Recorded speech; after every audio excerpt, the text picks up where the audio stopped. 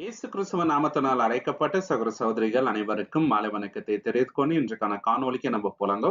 இன்றைக்கு நம்ம பார்க்க போகின்ற தலைப்பு என்னன்னு பாத்தீங்கன்னாக்கா, அப்போலோவிடம் இருந்து 9 சக்தி வாய்ந்த வாழ்க்கை பாடங்கள், 9 பவர்ஃபுல் லெசன்ஸ் ஃப்ரம் அப்போலோஸ். வேதத்துல சில ஜனங்களுக்கு குறைவான வசனங்கள் தான் இருக்கும். ஆனா அவங்க கிட்ட இருந்து நம்ம அநேக வாழ்க்கை பாடங்களை கற்றுக்கொள்ளலாம். அப்போலோஸ பொறுத்த மட்டிலும் இவரை பத்தி அதிகமா நம்ம பிரசங்கங்கள் கேட்டதில்லை. ஏன்னா வசனம் ரொம்ப ரொம்ப குறைவா இருக்குதுங்க. ஆனா இவர்கிட்ட இருந்து நிறைய விஷயங்களை நம்ம கத்துக்கலாங்க. ஒரு விசுவாசி எப்படி இருக்கணும் அப்படின்றதுக்கு நிறைய குணங்கள் இவர்கிட்ட இருக்குது. அதை ஒரு இன்ஸ்பிரேஷனல் கேரக்டர்ஸா நம்ம எடுத்துக்கலாம். சோ அதை தான் இந்த ஒரு காணொளியில நம்ம பார்க்க போகின்றோங்க. 9 லெசன்ஸ் இவர்கிட்ட இருந்து நம்ம கத்துக்கலாம். முதலாவது பாடம் என்னன்னு பாத்தீங்கன்னாக்கா, தேவன் அவருக்கு கிஃப்ட் கொடுத்திருந்தாருங்க ஊழியம் செய்யறது. நல்லா பிரசங்கம் பண்ற அந்த ஒரு ஆற்றல குடுத்திருந்தாரு. அத சரியா பயன்படுத்தினார். நம்மளும் தேவன் கொடுத்த கிஃப்ட்ட சரியா பயன்படுத்தணுங்க. தேவன் எல்லாருக்கும் ஒரு ஒரு கிஃப்ட் குடுத்திருப்பாரு. பாடுற டேலண்ட், உதவி செய்கின்ற டேலண்ட், போதகம் பண்ற டேலண்ட், இன்னும் அநேக இருக்குதுங்க. சோ அந்த டேலண்ட்ஸ் நமக்கே நம்ம யூஸ் பண்ணிட்டு மறிக்கிறது கிடையாது. தேவனுடைய மகிமைக்கென்று நம்ம பயன்படுத்தணும். நம்ம எதை செய்தாலும் தேவனுடைய மகிமைக்கென்றே நம்ம செய்யணும். சரிங்களா? நம்மளுடைய டேலண்ட்ட தேவனுடைய குளோரிக்கு யூஸ் பண்ணணும். சோ அந்த விஷயத்துல அப்போலோ மிக சிறந்த உதாரணம். அப்போஸ்தலர் 18ஆம் அதிகாரம் 24வது வசனத்துல அவரை பத்தி பார்க்கலாம். ஆக்ட் சாப்டர் 18:24ல. அப்பொழுது அலெக்சந்திரியா பட்டணத்தில் பிறந்தவனும் சாதுரியவனும் வேதங்களில் வல்லவனுமான அப்பொல்லோ என்னும் பெயர் கொண்ட ஒரு யூதன் எபேசு பட்டணத்திற்கு வந்தான். இங்க என்ன பாக்குறோம்னாக்கா, அவரு சாதுரியவானுங்க. பேசுற டேலண்ட் பயங்கரமா இருக்குதுங்க. எலக்வென்ட் இல்லைங்களா? ஏன்னா அப்போஸ்தலர் பவுலுக்கு கூட அந்த எலக்வன்சி அப்படின்றது சொல்லப்படல. இவருக்கு அந்த சாதுரியம் இருக்குதுங்க. வேதத்துல ரொம்ப ரொம்ப காம்பிடன்சி இருக்குதுங்க. அதாவது வசனத்தை நல்லா தெரிஞ்சவரா இருக்கிறார்.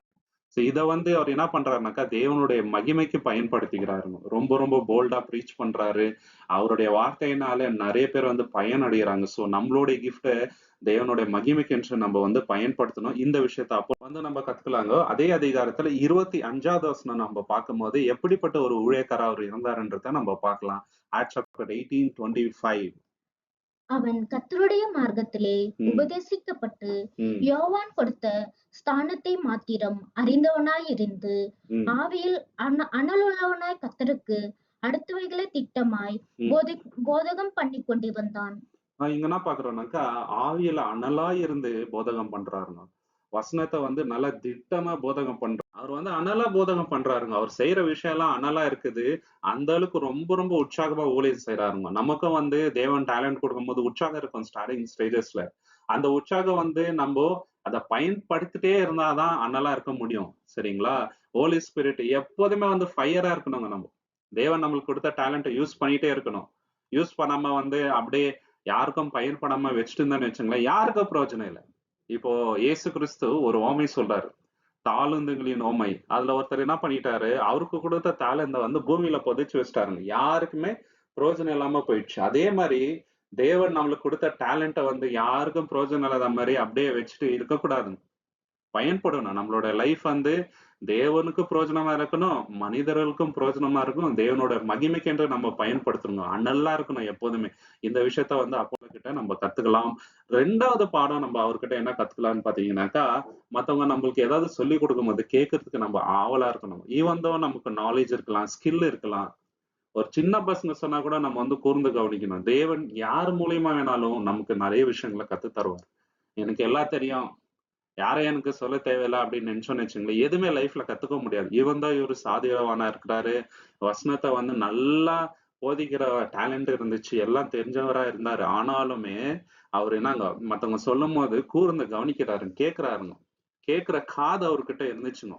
வசனம் என்ன சொல்லுது, நம்ம கேட்கறதுக்கு தீவிரமா இருக்கணும், பேசுறதுக்கு அல்ல. சரிங்களா? யாராவது ஏதாவது சொல்லும் போது கேட்கறதுக்கு ரெடியா இருக்கணும். அப்போஸ்தலர் 18ஆம் அதிகாரம் 26வது வசனத்துல, ஆக்ட் சாப்டர் 18:26ல, அவன் ஜெப ஆலயத்தில் தைரியமாய் பேசத் தொடங்கின போது அக்கில்லாவும் பிரிஸ்கில்லாவும் அவன் பேசுகிறதை கேட்டு அவனை சேர்த்துக்கொண்டு தேவனுடைய மார்க்கத்தை அதிக திட்டமாய் அவனுக்கு விவரித்து காண்பித்தார்கள். நீங்க என்ன பாக்குறோம்னாக்கா, அவருக்கு விவரித்து காண்பிக்கிறாங்க, கேட்கிறாங்க. நீங்க ஏன் எனக்கு சொல்றீங்க அப்படின்ட்டு அவர் கேள்வி கேட்கலங்க. கூர்ந்து கவனிக்கிறாரு என்ன சொல்றாங்க. ஏன்னா அவங்களும் தேவனுடைய பிள்ளைகள், தேவனுடைய ஆவி பெற்றவங்க. அவங்க மூலியமா கூட தேவன் நமக்கு சில விஷயங்களை வெளிப்படுத்துவாருன்னு கூர்ந்து கவனிச்சு கேட்கிறாரு. இந்த ஒரு தாட் இல்லைங்களா? இந்த ஒரு ஆட்டிடியூட் நம்ம கிட்ட இருக்கணும் இல்லையா? யாரையும் வந்து கீழா நம்ம பார்க்க கூடாதுங்க. சத்தியத்துக்கு புதுசா வந்திருக்கலாம், ரொம்ப வருஷமா இருக்கலாம், சபையில வந்து அவங்க சிறியவங்களா கூட இருக்கலாம். நம்ம யாரையும் வந்து சிறியவங்க பெரியவங்கன்ட்டு பிரிச்சு பார்க்கவே கூடாதுங்க. வயசுல கம்மியா இருந்தா கூட அவங்க என்ன சொல்றாங்கன்ட்டு கூர்ந்து கவனிக்கணும், கேட்கணும். ஏன்னா தேவன் யார் மூலியமா வேணாலும் பேசலாங்க சகோதர சகோதரி. சோ அந்த ஒரு ஆட்டிடியூட் கிட்ட இருந்துச்சுங்க. 3வது விஷயம் என்னன்னு பாத்தீங்கன்னாக்கா, யாராவது நம்மள வந்து கரெக்ட் பண்ணும்போது, திருத்தும்போது, அத வந்து மனதார ஏற்றுக்கொள்ள வேண்டும். நீங்க என்ன எனக்கு சொல்றது? எனக்கு தெரியாதா? நீங்க வந்து என்ன கரெக்ட் பண்றீங்களா? நான் படிக்காத பைபிள் வசனமா? நான் வந்து வாரம் வாரம் இத்தனை ஹவர் வந்து பைபிள் ஸ்டடி பண்றேன். எனக்கே நீங்க வந்து கரெக்ட் பண்றீங்களா? அப்படின்னெல்லாம் நம்ப சொல்ல முடியாதுங்க. தேவன் யார் மூலியமா வேணா கரெக்ட் பண்ணலாம். ஃபார் எக்ஸாம்பிள் வந்து பேதுரு வந்து சபைக்கு ஒரு தலையா தேவன் வந்து வச்சாருங்க அந்த காலகட்டத்துல. இயேசு என்ன சொல்றாருங்க, என்னோட ஆடுகளை நீ மேய்ப்பாயான்னு சொல்லிட்டு அவரை வந்து என்னங்க சபைக்கு ஒரு முக்கியமான பாத்திரமா வைக்கிறாரு. ஆனாலும் அப்போஸ்தலனாகிய பவுல் என்ன பண்றாரு, அவரை கரெக்ட் பண்றாருங்க. ஒரு இடத்துல வந்து கடிந்து கொள்றாரு. நீயே வந்து புறஜாதி மாதிரி பிஹேவ் பண்றிய அப்படின்னு கேட்கும்போது அவர் வந்து எதுவுமே ரிப்ளை பண்ணலங்க. அவர் பண்ணது தப்பு அப்படின்றது அவர் உணர்ந்துட்டார். கரெக்ஷனை வந்து ஏத்துக்கணுங்க. தேவனுடைய பிள்ளைகள் கரெக்ஷன் ஏத்துக்கணும். தப்பு நம்ம சைட்ல இருந்தா அதை வந்து அக்செப்ட் பண்ணிக்கணும். அது ரொம்ப ரொம்ப முக்கியமான விஷயங்க. அப்போஸ்தலர் 18ஆம் அதிகாரம் 26வது வசனத்துல ஆக்ட் சாப்டர் 18:26ல நம்ம வந்து பார்க்கலாம். அவன் ஜெப ஆலயத்தில் தைரியமாய் பேசத் தொடங்கின பொழுது அக்கில்லாவும் பிரிஸ்கில்லாவும் அவன் பேசுகிறதைக் கேட்டு அவனை சேர்த்துக்கொண்டு தேவனுடைய மார்க்கத்தை அதிக திட்டமாய் அவனுக்கு விவரித்துக் காண்பித்தார்கள். பாத்தீங்களா? அதிக திட்டமாய் அக்யூரேட்டா அவருக்கு சொல்றாங்க. அவருக்கு சில விஷயம் தெரியலங்க. தேவன் அவருக்கு கொடுத்த வெளிப்பாடு வந்து ஒரு குறுகியதா இருந்தது. இவங்க வந்து தெளிவா அதை எக்ஸ்பிளைன் பண்ணும்போது அவர் அக்செப்ட் பண்ணிக்கிறாரு அந்த கரெக்ஷன் இல்லைங்களா? இந்த மாதிரி இருந்தாதான் நம்ம வந்து ஆவிக்குரிய விஷயத்துல வளர முடியும் இல்லைங்களா? அந்த ஹியூமிலிட்டி ரொம்ப ரொம்ப இம்பார்ட்டன்ட். நம்ம எந்த நிலைக்கு போனாலுமே சரி அந்த ஹம்பிள்னஸ் இருக்கணுங்க. எல்லாரையும் ஒரே மாதிரி பார்க்கணும் இல்லைங்களா? இவங்க சிறியவங்க அவங்க பெரியவங்க அப்படி இல்லைங்க. தேவனோட கண்ணோட்டத்துல எல்லாரும் ஒண்ணுதான். நம்ம எல்லோருமே ஒண்ணுதான். தேவன் எல்லாருக்கும் ஒரு ஒரு டேலண்ட் கொடுத்திருக்கிறாரு. எல்லாரையும் பயன்படுத்துகிறாரு. எல்லாரையும் வந்து ஒரே மாதிரி தான் நேசிக்கிறார். நம்ம கிட்ட அந்த பேதபாவம் இருக்கக்கூடாது சகோதர சகோதரி. அடுத்த ஒரு பாடம் என்னன்னு பாத்தீங்கன்னாக்கா, ஊழியன்றது ஒருத்தரால செய்ய முடியாத காரியம். ஒருத்தர் மட்டுமே வந்து ஊழியத்தை செய்ய முடியாது. கூட நிறைய பேர் நமக்கு சப்போர்ட் வேணும். அப்போஸ்தலனாகிய பவுல் அவ்வளவு பெரிய ஊழியக்காரர் ஆவறதுக்கு நிறைய பேர் வந்து பேக் சப்போர்ட்டா இருந்தாங்க இல்லைங்களா? பர்னபா இருந்தாரு, சைலர்ஸ் இருந்தாங்க, எப்போப்ராடிட்டாஸ் அப்படின்றவர் இருந்தாரு, ஒனேசிமஸ் இன்னும் நிறைய பேர் சொல்லிட்டே போலாங்க. நிறைய பேர் அவங்க சப்போர்ட் பண்ணாங்க. பிரிஸ்கிலா ஆக்கிலா இருந்தாங்க இல்லைங்களா? சோ ஊழியன்றது எப்போதுமே ஒரு டீம் எஃபர்ட். ஓகே, நம்மளுக்கு கூட நிறைய பேர் சப்போர்ட்டிவ் இருப்பாங்க சபையில. அதை வந்து நம்ம மறந்துடக்கூடாதுங்க. ஒருத்தரா எதுவுமே செய்ய முடியாதுங்க இல்லைங்களா? தேவன் நிறைய பேரை வந்து இதுக்கு யூஸ் பண்றாருங்க. இதை வந்து நம்ம ஏத்துக்கணும். 1 கொரிந்தியர் 3ஆம் அதிகாரம் 6வது வசனம். 1 கொரிந்தியன் சாப்டர் 3:6. நான் நட்டேன், அப்போலோ நீர் பாய்ச்சினான், ம் தேவனே விளைய செய்தார். பாத்தீங்களா? அல்டிமேட்டா தேவன் தான் எல்லாமே பண்றாருங்க. ஆனா தேவன் என்ன பண்றாரு, ஒரு ஒரு மனிதனும் ஒரு ஒரு காரியத்துக்காக பயன்படுத்துறாருங்க. இதுல வந்து விதை போட்டது நான் என்றாருங்க பவுலு. அப்போலோ என்ன பண்ணாரு, நீர் ஊற்றினார். இந்த மாதிரி தேவன் ஒரு ஒருத்தர் ஒரு ஒரு காலகட்டத்துல பயன்படுத்துறாரு. தேவனுடைய மகிமைக்கு தான் எல்லாத்தையும் வந்து யூஸ் பண்றாங்க. இதுல நான் பெரியவங்க, அவர் சிறியவங்க, என்னோட ஊழிய மேன்மை, அவங்களோட உண்மை வந்து சிறுமை அப்படின்ட்டெல்லாம் நம்ம வந்து யோசிக்கவே கூடாது இல்லைங்களா? நம்ம எல்லோருமே தேவனுடைய பாத்திரங்க, தேவனுடைய வெசல்ஸ், அவ்வளவுதான், தேவனுடைய ஊழியக்காரங்க. இத வந்து நம்ம மறந்துடே இருக்கக்கூடாதுங்க எப்போதுமே. 5வது பாடம் என்னன்னு பாத்தீங்கன்னாக்கா, எப்போதுமே நம்ம ஸ்பாட்லைட்ல இருக்கணும். ஜனங்க வந்து நம்மள அப்ரிஷியேட் பண்ணிட்டே இருக்கணும். நான் வந்து மேன்மையானவன் அப்படின்ற எண்ணம் நமக்குள்ள எப்போதுமே இருக்கக்கூடாது. அந்த எண்ணத்தோட ஊழியம் பண்ணக்கூடாதுங்க இல்லைங்களா? இன்னைக்கு கூட நிறைய ஊழியக்காரங்க ஊழியம் பண்றாங்க. போஸ்டர்ல அவங்க போட்டோ நீங்க பாத்தீங்கன்னாக்கா பெருசு பெருசா இருக்குங்க. பெரிய பெரிய பேனருங்க, பிளெக்ஸ் எல்லாம் வைப்பாங்க இல்லைங்களா? அங்க தேவனோட நாமம் எங்க மகிமைப்படுது இல்லைங்களா? தேவன் தான் எப்போதுமே வந்து நமக்குள்ள மகிமைப்படணுமே தவிர நம்ம வந்து மகிமைப்படக்கூடாது. அதற்காக நம்ம வந்து ஊழியம் செய்யல. அது மட்டும் இல்லாம மத்தவங்க கூட நம்ம வந்து சும்மா கம்பேர் பண்ணக்கூடாது. தேவன் எல்லாரையும் பயன்படுத்துகிறார். நான் பெரியவன், எனக்கு வந்து அவரோட பெட்டரா தெரியும் சத்தியம் இல்லைங்களா? அப்படியெல்லாம் யோசிக்கவே கூடாதுங்க. அந்த எண்ணம் வந்து சாத்தானால விதிக்கப்படுற எண்ணம். நம்ம எல்லாரும் ஒண்ணு. தேவன் எல்லாரையும் யூஸ் பண்றாரு. இதுல யாருமே பெரியவங்க கிடையாது, யாருமே சிறியவங்க கிடையாதுன்ற தாட்டோட நம்ம வந்து இருக்கணுங்க சகோதர சகோதரி. 1 கொரிந்தியர் 3ஆம் அதிகாரம் 4வது வசனம். 1 கொரிந்தியன் சாப்டர் 3, 4. ஒருவன் நான் பவுலை சேர்ந்தவன் என்றும், ம் வேறொருவன் நான் அப்போலோவை சேர்ந்தவன் என்றும் ம் சொல்லுகிறபடியால் ம் நீங்கள் மாம்சத்துக்குரியவர்கள் அல்லவா? பாத்தீங்களா? சில பேர் என்ன சொல்றாங்க, நான் வந்து பவுல் சேர்ந்தவன்ன்றாங்க. சில பேர் வந்து அப்போலோ சேர்ந்தவங்கன்றாங்க. இது வந்து மாம்சீக ரீதியான எண்ணம். தேவனுடைய ஆவியில வர எண்ணம் இப்படி வராது. எல்லாரும் ஒண்ணுன்னு தான் பார்க்கும். எல்லாரும் யாரு? தேவனுடைய ஊழியக்காரங்க தானே. இதுல என்ன பெரியவங்க சிறியவங்க இருக்குதுன்னு பவுல் சொல்றாருங்க. எல்லாரையும் தேவன் பயன்படுத்துறாரு. இல்ல இந்த குரூப்பிசம், நான் பெரியவங்க, நாங்க அந்த கூட்டம், அதனால நாங்க பெட்ரு, நாங்க வந்து பெட்ரு, நாங்க இவர்கிட்ட வந்து போய் ஊழியம் பண்ணோம், நாங்க வந்து இவர் கூட இருந்தோம், அந்த மாதிரி எல்லாம் குரூப்பிசம் நமக்குள்ள இருக்கக்கூடாதுங்க சகோதரி. அதுதான் வந்து இங்க சொல்ற 1 கொரிந்தியர் 3ஆம் அதிகாரம் 5வது வசனத்துல கூட நம்ம பாக்குறோங்க. 1 கொரிந்தியன் சாப்டர் 3:5ல. பவுல் யார்? அப்போலோ யார்? ம் கர்த்தர் அவனுக்கு ம் அருள் அளித்தபடியே ம் நீங்கள் விசுவாசிக்கிறதற்கு ம் ஏதுவாயிருந்த ம் ஊழியக்காரர் தானே. பாத்தீங்களா? விசுவாசம் வருவதற்கு தேவன் பயன்படுத்தின ஊழியக்காரரு. இல்ல பவுல் பெரியவரோ, இல்ல அப்போஸ்தலர் பெரியவரோ, பேதுரு பெரியவரோ அல்ல. எல்லோருமே தேவனால பயன்படுத்தின பாத்திரம் தான்.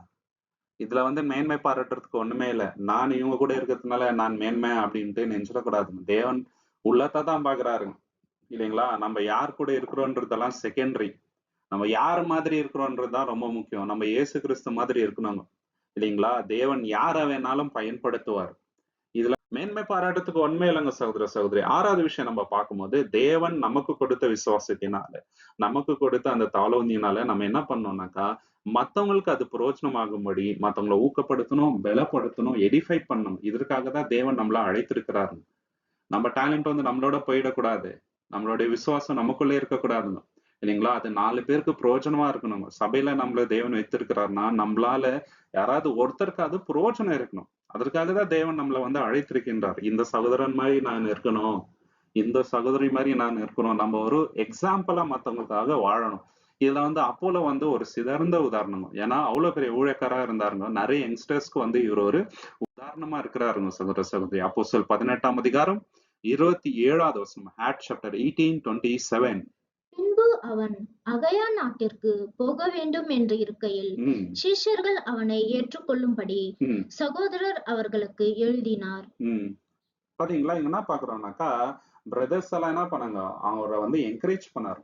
சரிங்களா? அவர் வந்து அக்கையா ஊருக்கு போகணும்ன்ட்டு ஆசைப்பட்டாரு. அவங்க வந்து என்கரேஜ் பண்ணி அனுப்புறாருங்க. ஊக்கப்படுத்துறாருங்க. போய் நல்லா ஊழியம் பண்ணுங்க அப்படின்ட்டு. இந்த மாதிரி ஊக்கம் நமக்கு தேவைங்க. இல்லைங்களா? ஒரு சகோதர சகோதரிக்கு பாடுற டேலண்ட் இருந்தா நம்ம ஊக்கப்படுத்தணுங்க. நல்ல டேலண்ட் இருக்குதுங்க பிரதர் உங்களுக்கு. நல்ல டேலண்ட் சிஸ்டர் இது. இது நல்லா பயன்படுத்துங்க. உங்களுக்காக நான் ஜெபம் பண்றேன். நீங்க நல்லா சப்ஜெக்ட் எடுத்து பேசுறீங்க பிரதர். உங்களுக்காக நான் ப்ரேயர் பண்றேன். இந்த மாதிரி எல்லாருக்காகவும் நம்ம வந்து ஊக்கப்படுத்தி ஜெபம் பண்ணும்போது நம்ம சபை நல்லா வளரும். இது ரொம்ப ரொம்ப important. Encouragement is very very important. So இந்த விஷயத்த இங்க வந்து நம்ம பார்க்கலாங்க. 7வது விஷயம் நம்ம பார்க்கும்போது, தேவன் நம்மள ஒரு இடத்துக்கு கூப்பிட்டாருன்னா நம்ம போறதுக்கு ரெடியா இருக்கணும். அந்த காலகட்டத்துல நீங்க பாத்தீங்கன்னாக்கா, அப்போஸ்தலனாகிய பவுலும் சரி, அப்போலோ சரி, பேதுருவும் சரி, ஸ்தேவான் சரி, எல்லோருமே தேவன் வந்து ஒரு காரியத்தை வந்து அவங்க மூலியமா செய்யணும்னு விரும்பிட்டாருனாக்கா, அதுக்கு அவங்க வந்து தடையா இருந்ததே கிடையாது. இமிடியேட்டா ரெஸ்பான்ஸ் பண்றாருங்க. போறதுக்கு வந்து ரெடியா இருக்கிறாரு. அந்த மாதிரி நம்ம இருக்கணுங்க. அப்போஸ்தலர் 18ஆம் அதிகாரம் 27வது வசனத்துல நம்ம பார்க்கலாம். ஆக்ட்ஸ் சாப்டர் 18:27ல. பின்பு அவன் அகயா நாட்டிற்கு போக ம், வேண்டும் என்று இருக்கையில் ம், சீஷர்கள் அவனை ஏற்றுக்கொள்ளும்படி ம். சகோதரர் அவர்களுக்கு எழுதினார்கள். பாத்தீங்களா? இங்க என்ன ஆச்சுன்னாக்கா, அவரு என்கரேஜ் பண்ணி அனுப்புறாங்க. அங்க என்ன ஆகுதுன்னாக்கா, இவரால நெறைய பேருக்கு ஹெல்ப் ஆகுது. நெறைய பேர் வந்து இயேசு கிறிஸ்துவ நம்புற லெவலுக்கு வராங்க. பாத்தீங்களா? இந்த மாதிரி வந்து நம்ம இருக்கணும். தேவன் வந்து பெரிய காரியங்கள நம்ம மூலியமா செய்வாரு. ஆனா நமக்கு அந்த மனது இருக்கணுங்க. தேவனுக்காக நான் எது வேணாலும் செய்வேன் அப்படின்ற அந்த எண்ணங்க அதுதான் ரொம்ப இம்பார்ட்டன்ட். இந்த விஷயத்துல அப்போலோ வந்து ஒரு கிரேட் எக்ஸாம்பிள். 8வது விஷயம் என்னன்னு பாத்தீங்கன்னாக்கா, நம்மளுடைய விசுவாசம் எப்படி இருக்கணும்னாக்கா, ரொம்ப தைரியமா இருக்கணும், தெளிவா இருக்கணுங்க. இந்த 2 விஷயத்துலயும் அப்போலோ வந்து ஒரு சிறந்த உதாரணம். ஏன்னா ரொம்ப ரொம்ப தைரியமா ஊழியம் பண்றாருங்க. கிளியரா இருந்துச்சு அவர் சொன்ன விஷயங்கள் எல்லாம். இல்லைங்களா? அதே மாரி யார் நம்மளுடைய விசுவாசத்த பத்தி கேட்கிறாங்களோ, நம்ம தெளிவா அவங்களுக்கு எடுத்து சொல்லணுங்க. பயப்படக்கூடாதுங்க. வெட்கப்படக்கூடாது நம்மளுடைய விசுவாசத்த பத்தி. இத வந்து நம்ம அப்போஸ்தலர் 18ஆம் அதிகாரம் 28வது வசனத்துல பார்க்கலாங்க. ஆக்ட்ஸ் சாப்டர் 18:28லங்க. அவன் அங்கே வந்த பின்பு ம், வெளியரங்கமாக ம், யூதர்களுடனே ம், பலமாய் ம், தர்க்கம் பண்ணி ம், இயேசுவே கிறிஸ்து என்று ம், வேத வாக்கியங்களைக் கொண்டு ம். திருஷ்டம் படுத்தினபடியால் ஆ, கிருபையினாலே ஆ, விசுவாசிக்கிறவர்களுக்கு ம். மிகவும் உதவியாய் இருந்தான். பாத்தீங்களா? இவரு மிகவும் உதவியா இருக்கிறாரு. இவரு எப்படி ஊழியம் பண்றாருனாக்கா, பப்ளிக்கா பப்ளிக்கா போல்டா வசனத்த வச்சு பேசுறாருங்க. யாராலயும் வந்து எதிர்த்து பேச முடியல. ஏன்னா, வசனத்த வச்சு அவ்வளவு திட்டமா, கிளியரா போதிக்கிறாருங்க. போல்டு இல்லைங்களா? இப்போ வந்து பப்ளிக்ல வந்து ஓப்பனா பேசும்போது யார் என்ன வேணாலும் பண்ணலாங்க. அடிக்கலாம், கொலை செய்ய கூட வரலாம். ஆனா அத பத்தி அவர் கவலையே படலங்க. தேவன் மேல இருந்த விசுவாசத்தினால இவ்வளவு தெளிவா வந்து போதிக்கிறாருங்க. சோ நம்மளுடைய விசுவாசம் இந்த மாதிரி இருக்கணுங்க.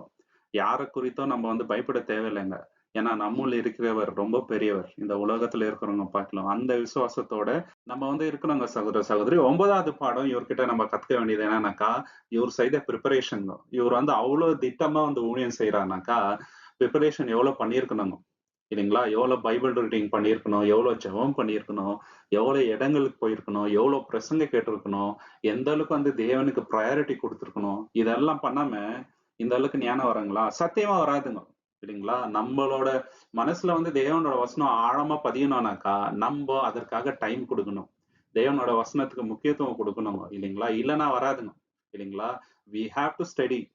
சோ இந்த பிரிப்பரேஷன் நமக்குள்ள இருக்கணும்.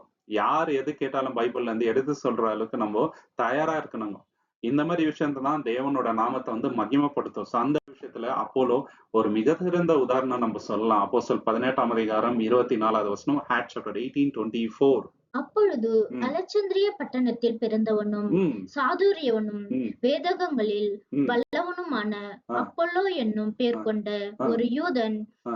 எபேசு என்னும் பட்டணத்திற்கு வந்தான். பாத்தீங்களா? எந்த ஊர்ல இருந்து வராருன்னு பாத்தீங்கன்னாக்கா, அலெக்சாண்ட்ரியா தான் நேட்டிவ். அலெக்சாண்ட்ரியான்றது முதல்ல லைப்ரரி இருந்த ஊருங்க. அந்த ஊர்ல நிறைய ஞானிகள் இருந்தாருங்க. அந்த ஊர்ல இருந்து வராரு. வேத வசனம் நல்லா இருக்கு தெரியுது. நல்லா வந்து வேதத்தை போதிக்கிற அந்த சாதுரியம் வந்து இவர்கிட்ட இருந்துச்சு. இதுக்கெல்லாம் என்ன காரணம்? அவர் செய்த பிரிப்பரேஷன். தேவனுக்கு கொடுத்த முக்கியத்துவம். இது நம்ம லைஃப்ல இருக்கணும். நம்ம லைஃப வந்து தேவனுக்காக டெடிகேட் பண்ணோம்னு வச்சுங்களேன், தேவன் நம்மள வல்லமையா பயன்படுத்துவாருங்க சகோதர சகோதரி. தேவன் தாமே இந்த வசனங்களை ஆசீர்வதிப்பாராக. நம்மளும் அப்போல போல இருக்க தேவனிடத்துல இன்னைக்கு நம்ம பிரார்த்தனை செய்வாங்க. தேவனோட நாமத்துக்கு என்றென்றைக்குமே மகிமை உண்டாவதாக. உங்களுக்கு இந்த காணொளி பிடிச்சிருந்தா லைக் பண்ணுங்க, ஷேர் பண்ணுங்க, சப்ஸ்கிரைப் பண்ணுங்க. தேவனோட சித்தம் இருந்தால் கூடிய சீக்கிரம் இன்னொரு காணொளியில நம்ம எல்லோருமே சந்திக்கலாம். நீங்கள் கொடுக்கின்ற எல்லா ஆதரவுக்கும் நன்றிகள். Thank you so much. ஆமென்.